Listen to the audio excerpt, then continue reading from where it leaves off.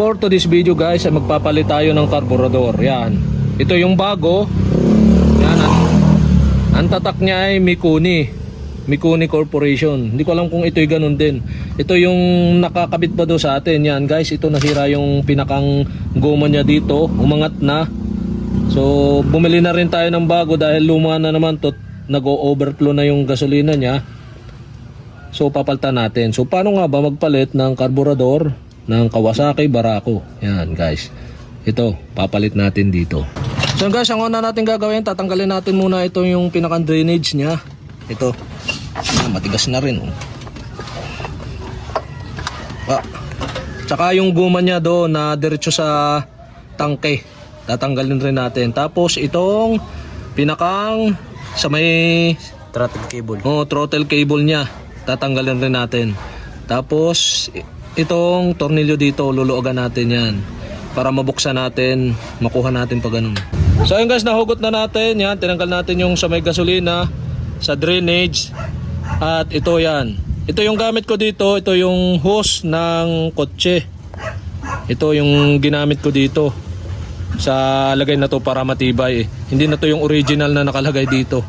At ito yung nasira. Tatanggalin natin naman itong sa may throttle cable. Yan. So papalit natin itong bago. Yan guys. Throttle cable naman. Okay. Medyo maganito. So yun guys, yan. Ito yung atin Yan. So magagamit pa naman ito siguro pamalit o reserba natin yung ibang parts nito. So kukunin lang natin dito yung pinakang wire. Yan, ilalabas nyo lang dito. Iangat nyo itong spring. Tapos ilalabas nyo pa ganun. Yan. Tapos ito yung pinakang ano nya, yung nabumba yan na pinakang pin sa loob. Tapos tatanggalin lang natin to, hugutin. Yan, matitira lang yung cable yan. At ikakabit na natin ay itong bago. Yan. Papasok lang natin dito. So bubuksan lang natin itong bago. Yan, may spring din siya. Papasok lang natin dito. Yan.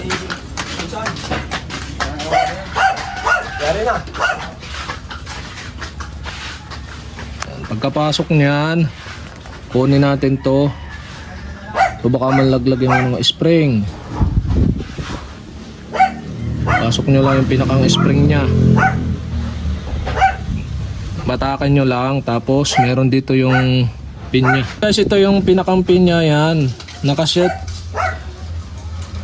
siya sa 1, 2, ikatlo.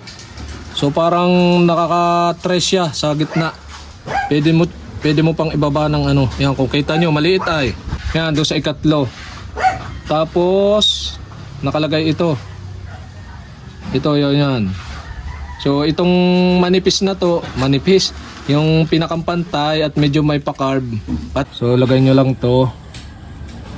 Yan, medyo ito iangat nyo yung pin para hindi na siya umikot pag bagsak yan. Tapos ibaba nyo lang. So meron siyang uka. So doon natin ipapasok ito.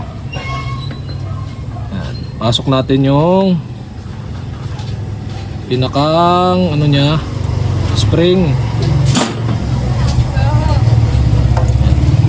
Pasok nyo lang yung spring, batakan nyo yung spring. Tapos ito, tapat nyo lang, pasok nyo dito. Yan. Tapos bitaw yan. Yan. Ganon lang siya guys. Tapos papasok na natin dito sa pinakang ano nya, karburador. So guys, meron dito na sangkutan yan. Kita nyo guys, yun. Kung kita nyo yung loob, yan, kita ba sa loob? Kung kita nyo yung loob, meron dong parang may nakasangkutan na nakausbong. So itatapat natin ito tong baak na to. Doon siya. So ayun guys, nakatapat na yung ano niya, yung ito tong may baak do sa pinakang lana niya. Yan, kailangan napasok labas masok na ganyan, no. Yan, medyo nagsala na naman. Yan, dapat ganito.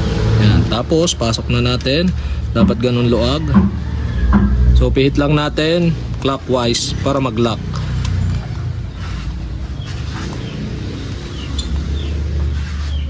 Okay. So kapag ka naisara nyo na, para malaman nyo na maganda ang pagkakakabit niya, punta kayo sa throttle nyo. Yan.